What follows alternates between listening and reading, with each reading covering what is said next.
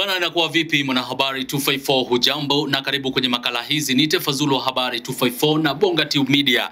Achia mbali simulizi KE. Kwa hiyo siku ya leo tunadadavua mengi kuhusiana na timu za Afrika Mashariki, sana sana Simba, ambapo Simba kuna mchuano ambao tunatarajia mengi. Sasa tutapata kujua nani atabaki kuwa wigo, nani atabaki kuwa mzigo kati ya Simba na klabu kutoka nchini Morocco. Kwa hiyo tunadadavua mengi, mimi na mwenzangu ambaye anajulikana kama Michael Were Muhusia. Inakuwaje mzee? Safi bwana, tupo na shukuru. Ni taratibu jinsi ulivyosema, ni pambano finali kumkondo wa pili. Naam.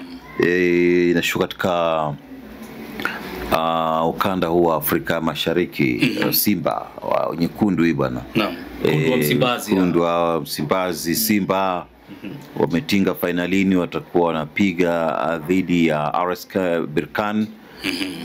Ngoma inatigwa visiwani Zanzibar. Visiwani Zanzibar. Yeah. Kwa nini si kwa Mkapa? Kwa story ndefu, manake hata nimetamani sana ingepigwa kwa Mkapa, wenyeji walitamani ipigwe kwa Mkapa. Naam. Serikali imefanya jitihada zote, lakini tetesi ni kwamba kuna kamati maalum ya shirikisho la soka barani Afrika, CAF, inajihusisha na masuala ya ufundi, kukagua viwanja, miundombinu ya uwanja, na chini ya kanuni za FIFA. Kanuni nambari 1 ni playing surface, eneo salama kwa mchezaji. Kwa hiyo wakaona kwamba mwisho Simba wakipiga katika mchezo wa taji la shirikisho, naam, kulikuwepo na hali isiyokuwa salama. Walipiga dhidi ya Mwarabu I think. Na kwa kuwa uwanja ulikuwa umejaa matope, kinamasi, na sasa playing surface haikuwa katika ubora wake. Na kidogo ikawatia wasiwasi kutokana na mvua nyingi zinazozidi kunyesha, na hususan pwani ya Indian Ocean. Manake ukiingia Dar es Salaam, ukiingia mpaka Mtwara, ukiingia Mombasa, ukiingia Kilifi, mpaka kule Somalia, mvua inanyesha mno. Kwa hiyo wakaona kutokana na mvua hizi na finali imefika, hatutaki kufanya mambo kwa kubahatisha. Sasa la mno ni kuhamisha pambano lipigwe katika uwanja wa Aman, the new Aman Stadium, kule Zanzibar. Na wakaona sasa ule uwanja wa Mkapa upumzike, manake michuano inakuja kwa maana ya CHAN mwezi wa 8, lakini kubwa zaidi ndio uwanja specially kwa michuano ya kimataifa. Wenyewe wanasema kwa Lupaso pale kwa Mkapa hatoki mtu. Hapatoki mtu. Kwa hiyo tayari watu walikuwa shanunua tiketi, lakini ndio hivyo wameambiwa waweke hizo tiketi pembeni, watazitumia wakati wa Simba Day. Lakini kwa sasa wanahamisha shughuli kuelekea katika uwanja wa Aman kule Zanzibar. Wengi walionekana kukereka ndio, lakini CAF ikishatoa maamuzi ndio hivyo. But uwanja ulitengezwa, uwanja ule wa kwa Mkapa. Nimemfuatilia anaitwa PS, Permanent Secretary of the State.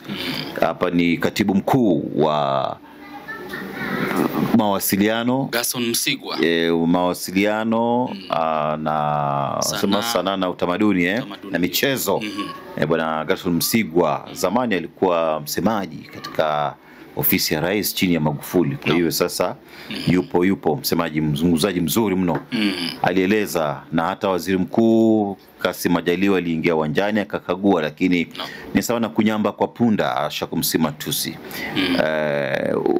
Matamshi yao haingeweza kubadilisha chochote kutokana na maamuzi ya CAF. Maana tayari walikuwa shaandika barua kwa shirikisho la mpira wa miguu nchini Tanzania TFF na klabu ya Simba. Kwa hiyo macho yote ilikuwa sasa waingie Zanzibar. Kwa hiyo mambo mengine yote hii kwa wachezaji itakani watatize hata kidogo, wao concentrate na mbungi finali kuu. Ningependa kujua kwa mtazamo wako, hiyo issue ya wahusika wakuu kwenye CAF kudai ya kwa uwanja wa Mkapa hauwezi kidhi kiwango ambacho wanahitaji kwa huu mchezo, unadhani kuna uhalisia fulani kwenye matamshi ya CAF ama ni ubabaishaji tu? Awali ilikuwa ni hivyo kwa sababu mchezo mpira wa miguu mchezo wa hadharani, playing surface haikuwa okay, imetengezwa ndio katika ubora wake, lakini wakati wa mvua inakuwa affected na weather condition. Mvua kinamasi, kwa hiyo haikuwa na uwezo, uwanja haikutengezewa mfumo wa kipekee, yale mabomba ambayo siku zote wanawekwa ardhini kunyonya yale maji na kwa urahisi na kurahisisha angalau uwanja uwe katika hali iliyo salama. Maana ndani ya dakika 10 lazima mpira uweze kudunda. Inakuwa na kinamasi, inaonyesha kwamba kutakuwa na ugumu wa soka kutitigwa. Kwa hiyo lakini walifanyia kazi, walizibua, wakanyoosha, wakasema sasa iko fresh, inaweza tumika hata mvua yenyesha kama ya gharika siku za Noa.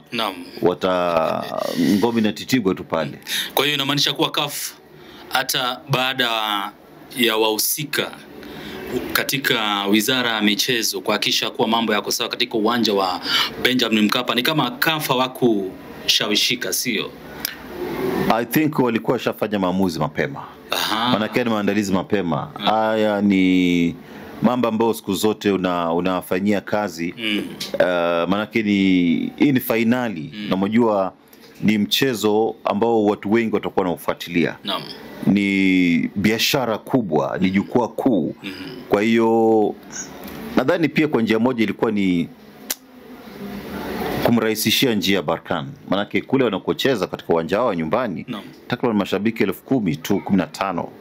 Kwa hiyo ule uwanja wa Mkapa ukijaa pale ni kichinjio. Wageni waheshimiwa, ina vitengo ama matabaka mbalimbali. Mzunguko wa kawaida, mzunguko wa watu wenye nafasi katika jamii na viongozi mbalimbali. Kwa hiyo kwa mtazamo wangu ndio uwanja ambao kwa hakika umekidhi ama ingeweza kubeba na kutupa burudani kweli kweli. Nimekuepo pale, nimetangaza michezo mbalimbali pale. Nimetangaza Gor Mahia dhidi ya Everton. Nimeona Rooney akitandika shughuli pale katika ule uwanja ule. Nimetangaza Yanga, Simba, Sekafa na kadhalika. Kwa hiyo nilitamani hata pia mimi ngoma ititigwe katika uwanja ule wa Mkapa. Lakini kwa vile maandalizi yanafanywa mapema ili kurahisisha mambo na logistics. Kwa hiyo mgeni rasmi sasa pale atakuwa ni Bwana Mwinyi, rais wa Zanzibar. Kule Morocco, Simba Sports Club walichabangwa mabao 2-0. Ningependa kujua kwa mtazamo wako na ile fomu ya Simba wakati huu. Sasa sijui itakuwaje, unadhani kuna uwezekano wao kupindua meza? Football, anything can happen. Inategemea na siku. Pia mpira wa miguu mchezo wa bahati. Lakini mbali na bahati lazima uwe katika viwango vya kipekee kwa ajili ya kupata matokeo, na iwe ni matokeo chanya. Simba is equally a very stable team. Ni timu ambao pia ina uwezo mkubwa kutegemea na viwango vya wachezaji na pia ile fighting spirit. Equally kwa upande wa Berkane ni timu changa, lakini ndani ya muda mfupi wameanza kupata matokeo. Wamebeba ili taji, angalau kwa sasa wanaenda kuonyesha kwamba ni timu ya kujihadhari nayo unapopangwa dhidi yake. Nakumbuka wakipangwa na Gor Mahia, dhidi ya Gor Mahia wakati fulani, na wakapiga shughuli ya mazoezi katika uwanja wa Camp Toyoyo na wakaishia kuikumuta Gor Mahia Kasarani, na walipokwenda ugenini wakaiosha Gor Mahia takriban magoli 5, if I'm not wrong, kama ilikuwa ni Esperance ya Tunisia. Kwa hiyo ni timu ambayo pia imejipanga. Wana mchezaji mmoja matata sana anaitwa Kamara. Anakuja kwa fujo, unaona. Lakini kubwa zaidi, Simba wana wachezaji pia kupigwa mfano.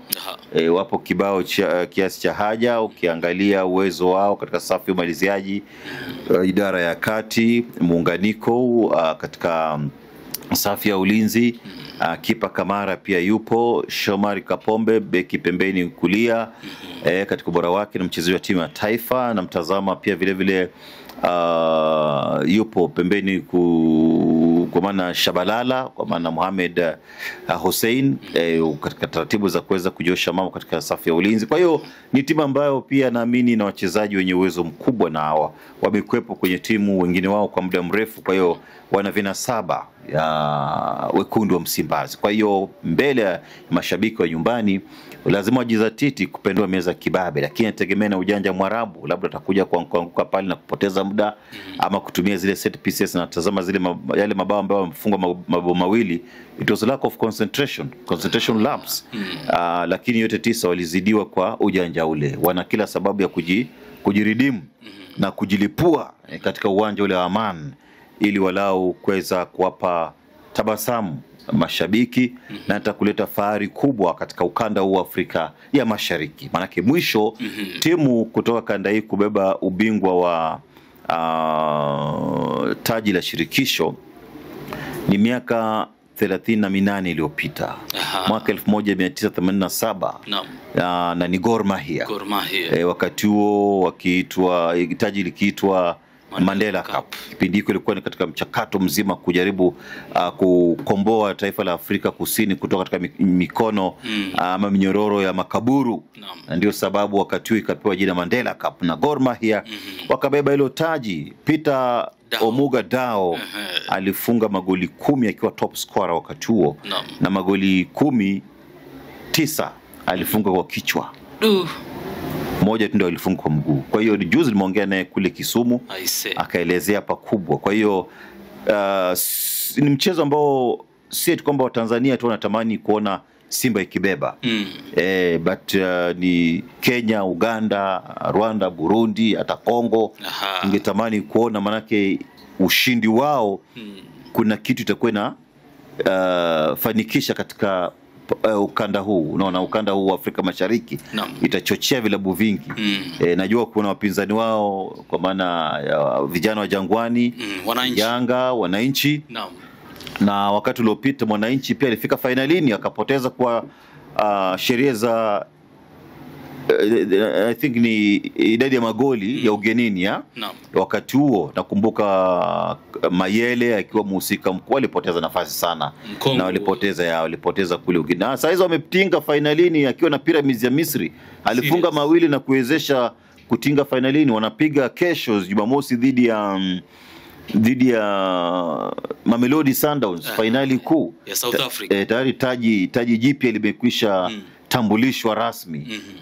Kwa hiyo kuna utamu ambao wengi wanasubiri kushuhudia katika pambano hili. Ningependa kujua vile huu mchezo watu wanatarajia mengi, ushindi wa Simba, na ukiangalia vizuri unapata kama ili waendelee mbele ama wapate ushindi inafaa wakungate mabao 3-0. Hii ni finali kuu. Finali wametoka mbali. Mwanzo walianza katika ligi ya klabu bingwa barani Afrika. Baada ya kufurushwa katika awamu ya robo finali, ilikuwa ni taratibu hizo makundi, ndio sasa wakashuka kuingia katika njia maalum kuingia kwenye taji la mashirikisho. Wametoka mbali, wamepiga Waarabu wengi sana. Kwa hiyo ni mchezo wa mwisho. Nitakuwa ni mwisho wa msimu. Kwa hiyo pale ni kujilipua. Unaona kwa vyovyote vile ni finali. Wakafunga magoli mawili, na maana kwamba labda pengine mshindi atapatikana kupitia changamoto ya mkwaju wa penalty. Na penalty pia vile vile ina fundi, na labda wafunge magoli 3 itakuwa ni bora zaidi, of which is very much possible. Wale walikuwa na zamu yao wakiwa nyumbani, sasa hawa na zamu yao katika ardhi ya nyumbani.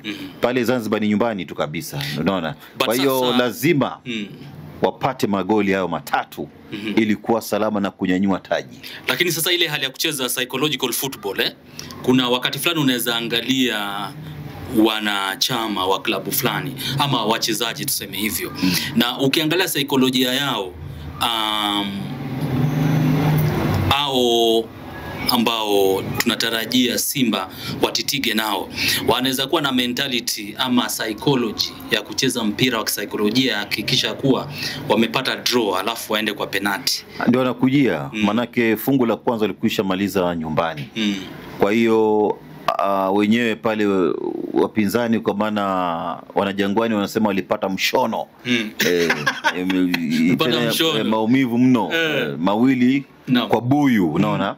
So hapa lazima watakuja, ni mbinu tactical. Najua watakuja kupoteza time, watatafuta counter attacks, watatafuta set pieces. Ndio jambo ambalo watakuja kujaribu kufanya, na Simba nao lazima wawe very much patient, na pia wawe na wacheze kwa mbinu za kipekee kwa ajili ya kupata matokeo.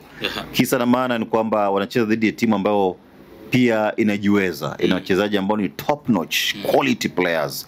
Lakini being football, kuna wakati Simba pia impendua meza kibabe na kuendelea na safari katika michuano hii.